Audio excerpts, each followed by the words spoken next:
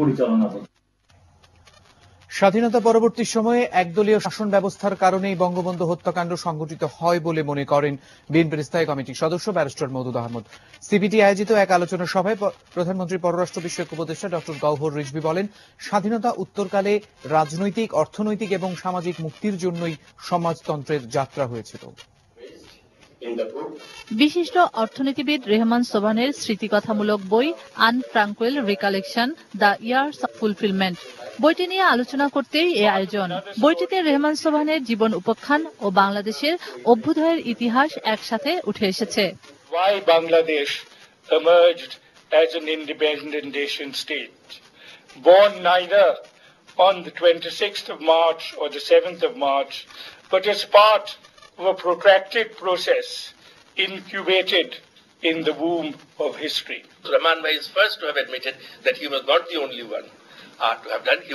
There were lots of other people who were also doing, but the role played by these non-state actors is quite phenomenal.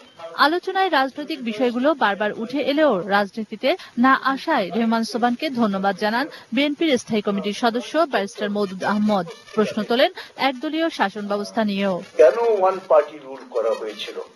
এবং আমি ব্যক্তিগতভাবে মনে করি, এখনো বিশ্বাস করি যে বঙ্গবন্ধুর হত্যাকাণ্ড ঘটতো না যদি ওয়ান পার্টি রুল না হতো। মওদুদের পাল্টা জবাব দেন কমিউনিস্ট পার্টির সভাপতি Mojahidul Islam Selim. Communist party was not in favour of BAKSAL and one party system. যে সোশ্যালিজম করতে হলে one party system is not a essential condition. সুতরাং যেই কথাটা বলা হয় যে কমিউনিস্টদের প্ররোচনায় এটা করা হয়েছে, এটা একেবারেই সত্য নয়, কিন্তু আমরা ওটার সঙ্গে ছিলাম।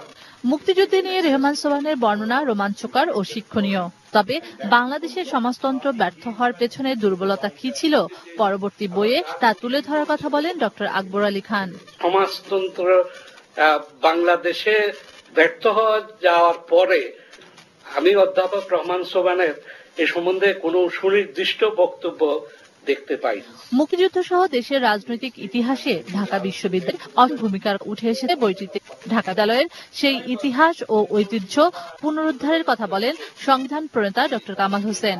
এই ইউনিভার্সিটি থেকে উচিত কথাকে কেন্দ্র করে জনমত উঠবে না।